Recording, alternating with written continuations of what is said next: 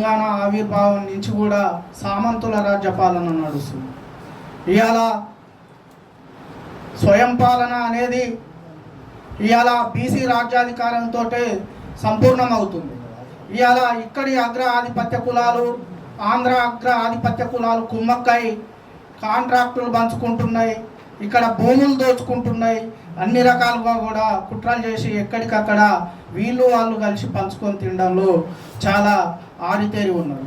ఇంకో విషయం ఏంటంటే ఇవాళ ఈ సీక్వెన్స్ ఉద్యమాలను చూస్తుంటే గతంలో మార్వాడి ఉద్యమం వచ్చింది, దానికి సీక్వెన్స్గా ఇప్పుడు మళ్ళీ ప్రాంతీయ ఉద్యమాన్ని రెచ్చగొట్టే వ్యాఖ్యల్ని చూస్తుంటే మాకు బలమైన అనుమానం ఏంటంటే ఇలాంటి ఉద్యమాల్ని రగిలించి ఇవాళ హైదరాబాదును కేంద్ర పాలిత ప్రాంతం చేసే కుట్రకోణాన్ని ఇవాళ ఈ మూడు పార్టీలు కూడా బీజేపీ మరియు టీడీపీ జనసేన పార్టీలు ఆ కుట్రకోణంలో భాగంగానే ఈ విద్వేషాలు రగిలిస్తున్నాయనే అనుమానం మాకు బలంగా ఉన్నది.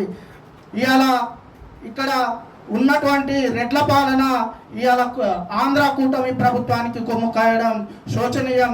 ఇవాళ వీళ్ళందరూ కూడా ఎక్కడ కూడా సడి సప్పులు లేకుండా ఉన్నారు.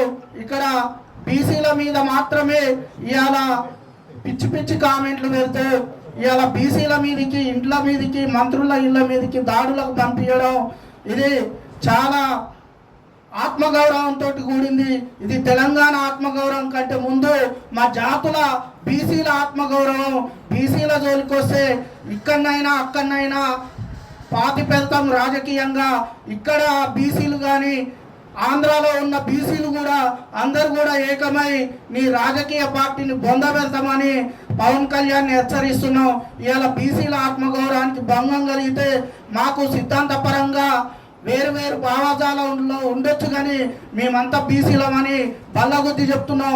బీసీల జోలికి వస్తే ఖబర్దార్ బిడ్డ.